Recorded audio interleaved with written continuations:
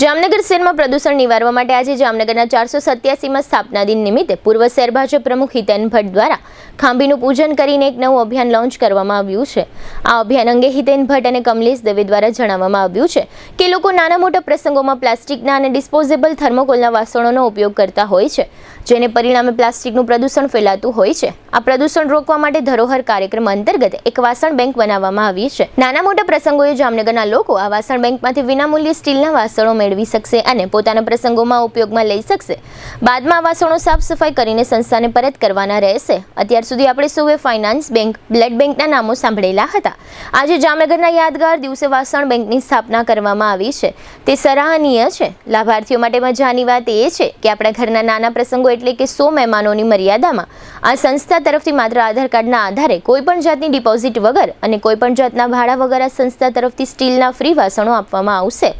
આ વાસણોમાં રસોઈ બનાવવાના તેમજ રસોઈ પીરસવાના અને ભોજન ડીશ સહિતના વાસણો મળી રહેશે, તેવું હિતેનભાઈ ભટ્ટ તરફથી જણાવવામાં આવ્યું છે।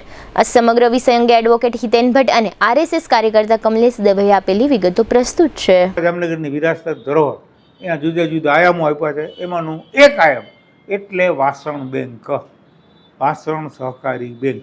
વાસણ તમે લઈ જાઓ સ્ટીલના, ધાતુના, અને તમારો પ્રસંગ પૂરો થાય એટલે અમે પાછા આવી જાઓ। તમારી પાસેથી કોઈ શુલ્ક જોતું નથી।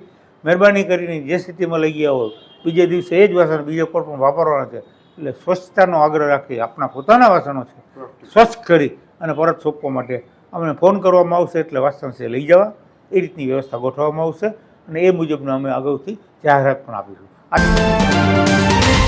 ધરોહર સંસ્થાના માધ્યમથી આજે જામનગરમાં છોટી કાશી જામનગરમાં આજે જામનગરના સ્થાપના દિન નિમિત્ત ખાંભીનું પૂજન કર્યું। આજે એક અમારે જે જાહેરાત કરવાની છે એ છે કે જામનગરની પ્રજા પર્યાવરણને અનુકૂળ જીવનશૈલી અપનાવે એ માટે થઈ અને અમારો એક નાનો એવો પ્રયાસ છે સ્ટીલના વાસણોની એક વાસણ બેંક કે જેના માધ્યમથી અમે લોકો જામનગરની પ્રજામાં નાના મોટા પ્રસંગો, પરિવારોમાં પ્રસંગ હોય ત્યારે ડિસ્પોઝેબલ ડીશ ને પ્લાસ્ટિક ને એવું ન વાપરતા, થર્મોકોલ ને એવું ન વાપરતા સ્ટીલના ઠામ વાસણની અંદર એ પોતાનો પ્રસંગ મનાવી શકે અને પર્યાવરણનું જતન થાય એ હેતુથી અમે આજે એક નાનો એવો પ્રયાસ અમારો છે અને એ કામ શરૂ કરવા જઈ રહ્યા છીએ।